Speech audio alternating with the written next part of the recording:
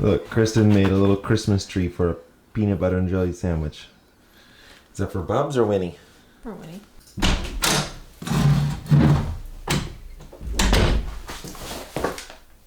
Good morning. Travis.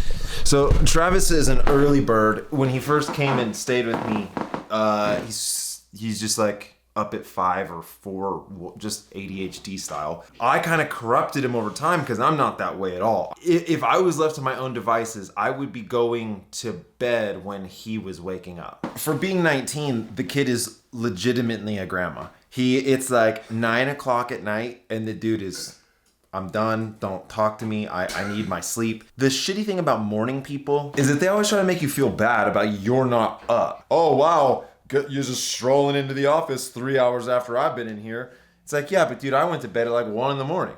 But no one ever talks about that. It's always like if you wake up, you're a hustler. I'm back in the fart chair. Okay, so today I want to talk about how we spent $35,000 to make one video. And I'm going to talk about that because today I have 2 really big meetings for the impossible route. That's like the sickest photo of all time. Preston took that. That's episode 2. That one did not cost us as much, but I'll dive into it a little bit. Now, views should never be a metric of success. I've never thought that. It's just more about, I think, like what the entertainment is or what the story is. Dude, I am getting blown up. Oh, because it's your boy's birthday. I'm 36. So yeah, I got a little bit of work to crush out here, and then I want to tell you, I don't know, break down the budget. Like, how did I spend $35,000 to make one video?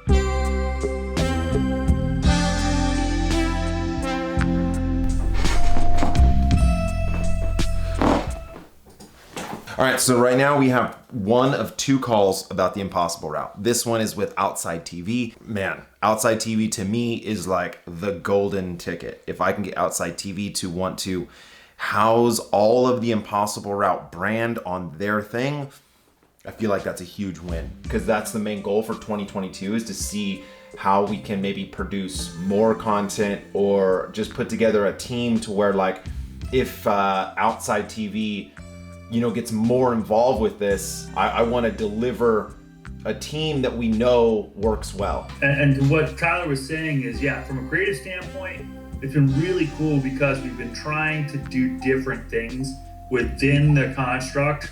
But yeah, it's going to be fun and try to also deliver some consistency also, I think is important for a series. What are your thoughts as far as getting Outside involved? Netflix originals, Amazon originals. I mean, every one of these streaming services needs that anchor to bring people in. I think when you look at what Outside TV is doing and their demographic, the Impossible Route project fits in seamlessly. I get it, totally. And I think everybody's on board with it. But I totally get what you're doing, and I think it fits our brand just like a glove. I am open to whatever you guys are willing to throw buckets of cash at me for. What will be helpful is if you could put what you think are the strongest stories for season 2. Wow. So I don't know how much of that I put into the video that this here. Sounds great. I mean, I've been open and honest with them from day one on what exactly I want. I want the Brinks truck to back up to my house and just unload pallets of cash. Now, money is not the most important thing, right? But when I'm looking at retirement, when I'm looking at the future of me being 60 and not being like, what's up, bro? I need some sort of investment that's long-term like that, right? Also, Jeremiah has really put a lot of his eggs into this basket. And so me and him are partners on this. We're 50-50. Outside TV would be just the perfect fit for the impossible route. Yeah, I think we are heading the right direction here with this thing. Absolutely. So then that kind of can segue into what it costs to do these videos, right? So when we're talking about money and budget, what does it cost to go produce one of these films?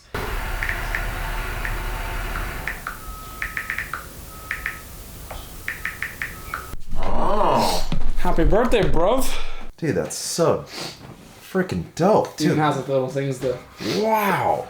Dude, how did he do that? That is sick. You know who did that? Uh-uh. It was that David kid, the one that like I sent kits to and he crashed right away. He ordered a kit. The kid in Florida. Uh-huh. Katie's friend. The billiards kid. Yes. Oh. He made that. No. Yeah. Thanks, dude. Wow. Wow. This is really sick. That's some clean wood, man. Are you just eating old pasta? Yes, you are. Just...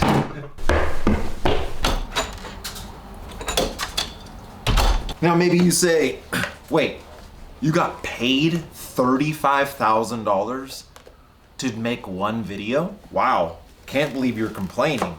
I didn't get paid anything. We're gonna get into that a little bit, but $35,000 budget for one video. That's not getting paid 35 grand to go ride your bike. That is, you have $35,000. We actually had more.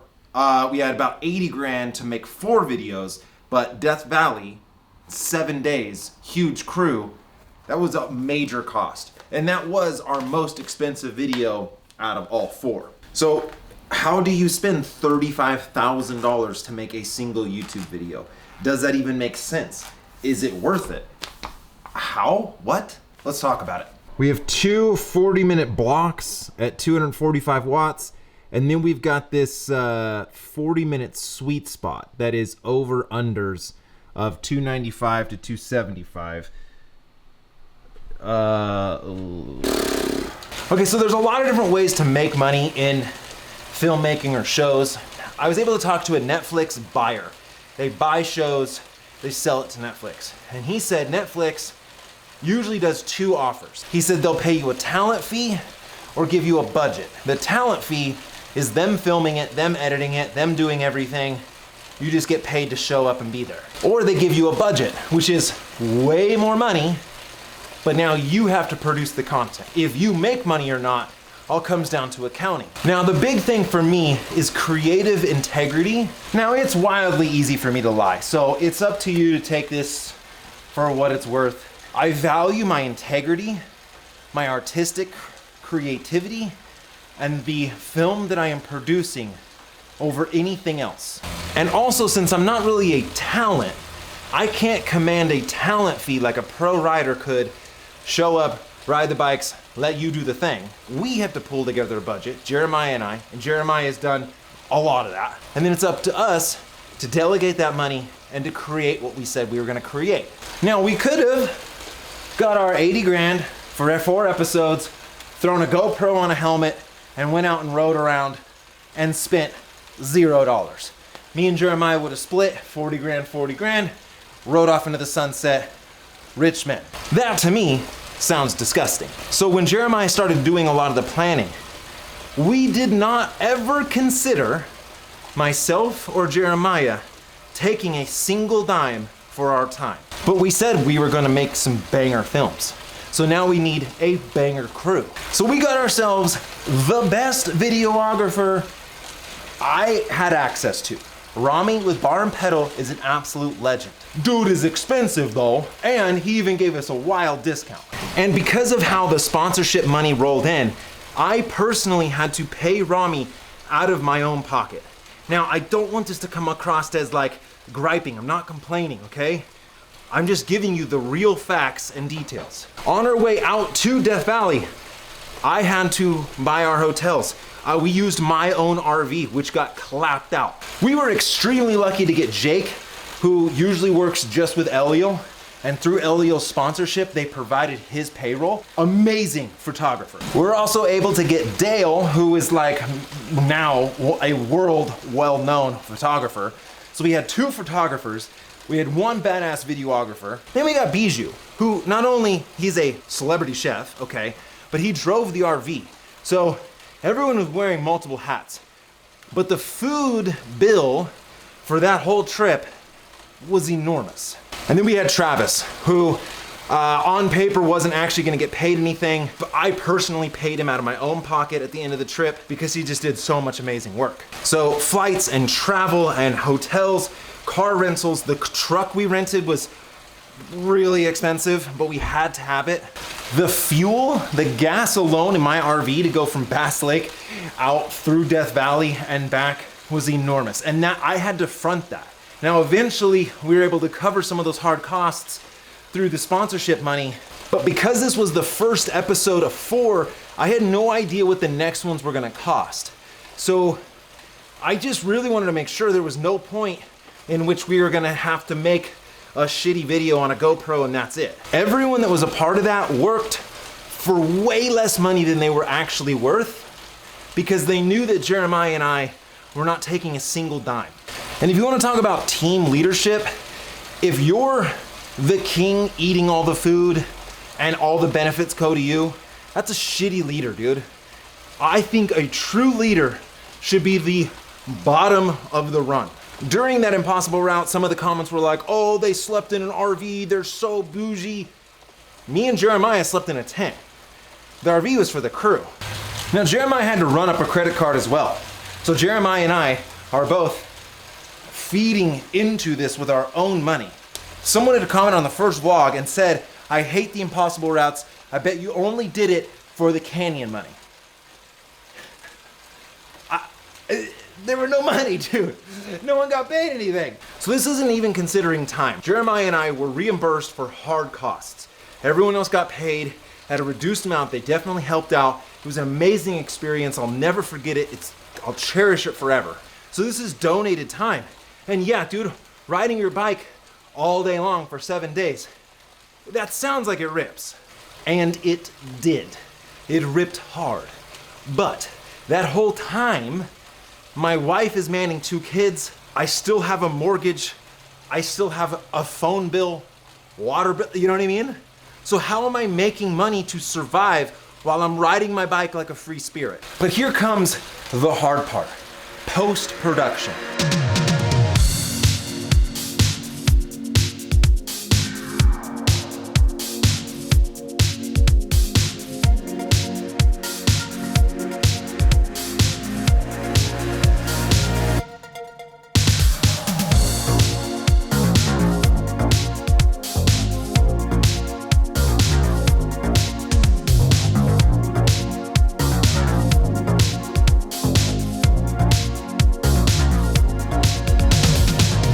I really don't want to ride anymore.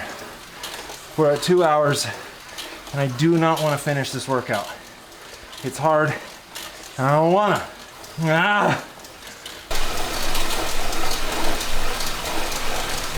not even looking at me.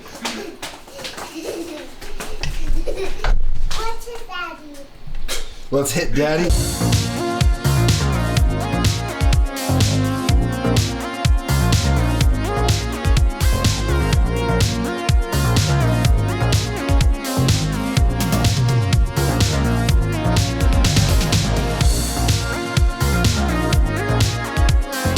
The budget for post-production is by far greater than the production cost itself. And if you've never edited a video, then there's really no way for you to understand how long it takes to make a video. It takes so much time to make a shitty video, let alone a good video. I would say that most companies, media houses, or businesses that would help edit something, you know, they're gonna charge $50 an hour would be like your low level, all the way up to $300 an hour for your high-end level.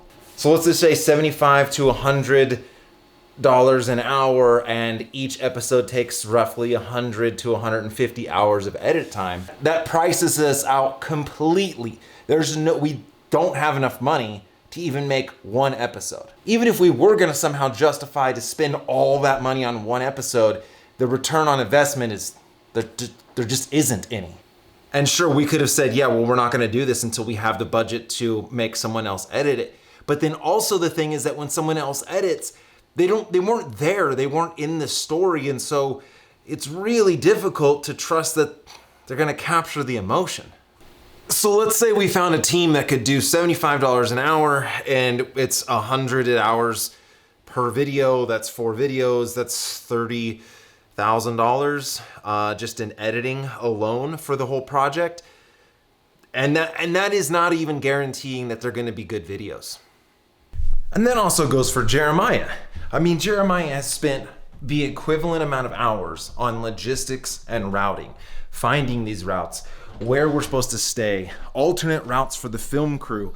I mean, Jeremiah has put in, like I said, the same amount of time I have, and he has not been paid for that. If we had to hire a logistics manager to do all that, dude, we're looking at like a $500,000 budget for season 1. And it's really hard to pitch a $500,000 budget from sponsors when they don't know if they're gonna get a return on investment, because this has not really ever been done before, right? We're saying, hey, trust us. Trust us to make something awesome. So we sort of look at it like, okay, well, we have 2 options. We can just cash in and make a shitty season 1, and yeah, me and Jeremiah make a little bit of money, but no one's gonna wanna do this again, right? Or do we say, let's make it the best thing we could possibly make it. Let's spare no costs, and let me edit for free and have Jeremiah do the logistics for free.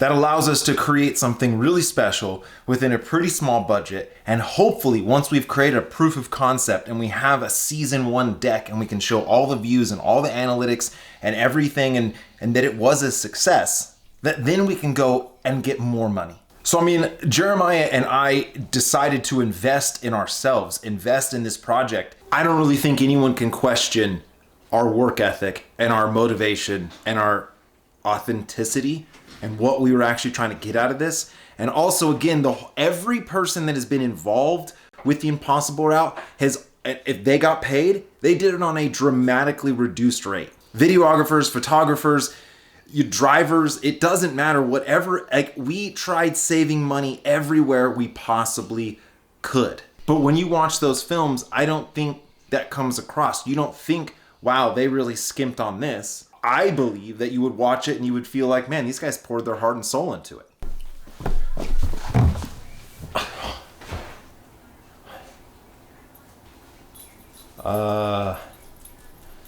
Okay, that's about it for that rest. We got a lot to do. We're leaving tomorrow to SoCal, so we're gonna put the tree up with the family right now, so I gotta get that going, but that's enough rest for me.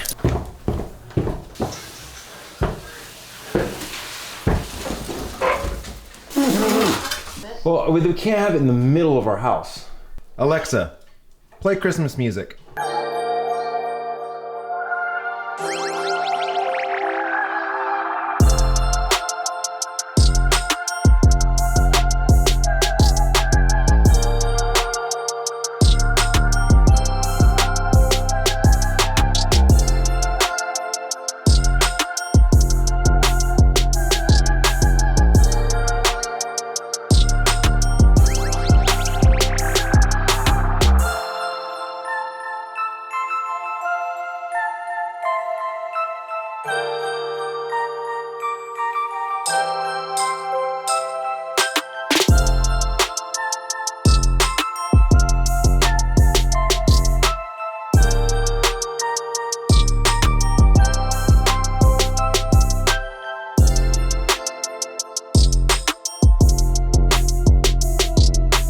All right, the wife made an absolute killer birthday dinner. We've got the biscuits, we got some like vegan strip things, these mashed potatoes with vegan cheese, green beans, avocado. These carrots are so good.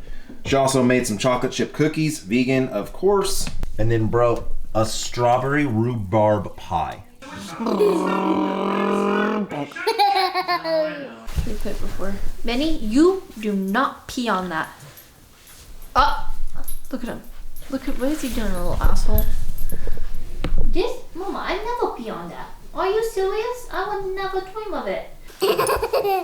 Honey, stop. Look at me. What a special day.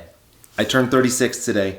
35 was a year where I feel like I've lived 1,000 lives just in this 1 year alone. I mean, I feel like this year you got opportunities that maybe you have been deserving for a long time. Does that make sense? Like, you really got to show off your creativity and you really got to push yourself and go do these awesome adventures in these awesome locations. And but a lot of it didn't include you. So a lot of these memories, these amazing memories, are kind of my own, or I share them with other people. yeah. I wish I shared them with you. I think if I was maybe working full time and never got to do anything, that would suck. But you include us in most things, and it is neat for you to have kind of your own things with some guys. But what I have been lucky enough is to get around people and meet people that are amazing. And all I have to do is just say yes to the opportunity. And that's like, seems really easy to say, just to be like, well, all I have to do is say yes. But saying yes sometimes is really hard. No matter how amazing the opportunity feels, you know, there's a lot of risk. Sometimes there's danger, you know, there's expenses. So like today when I'm talking about this one video costing $35,000 to make, you know, that's a lot of risk. What if it came out crappy? What if it came out terrible? What if I got really hurt where I could never walk again? I mean, there's a lot of reasons to say no. Being away from my family for 7 days, putting myself in a position where I have to now make this edit. What if the edit stinks? It's just a lot of potential embarrassment. But I surrounded myself with amazing people, let them do the amazing things they do, and I just said yes to it. What that ended up creating was something so magical and reevaluated what I think I can do or what is possible. And so I'll leave off this amazing day where I got to spend amazing time with my family, even though I'm working kind of nonstop. Like, I'm here at the house, and that's an amazing opportunity. The dinner was amazing. My kids look freaking cute as shit in their flannel. We put up this awesome tree. My wife got that tree. How she loaded that into the van all by herself. She's more of a mountain man than I am. Or being more positive or not. Mm-hmm. Oh, you're tired? Okay, all right. She's over it. All right, guys, thank you so much. I really appreciate it. And we're just going to keep cracking these out. So, from the Pierce family to you, as always, vegan cyclist. Yeah.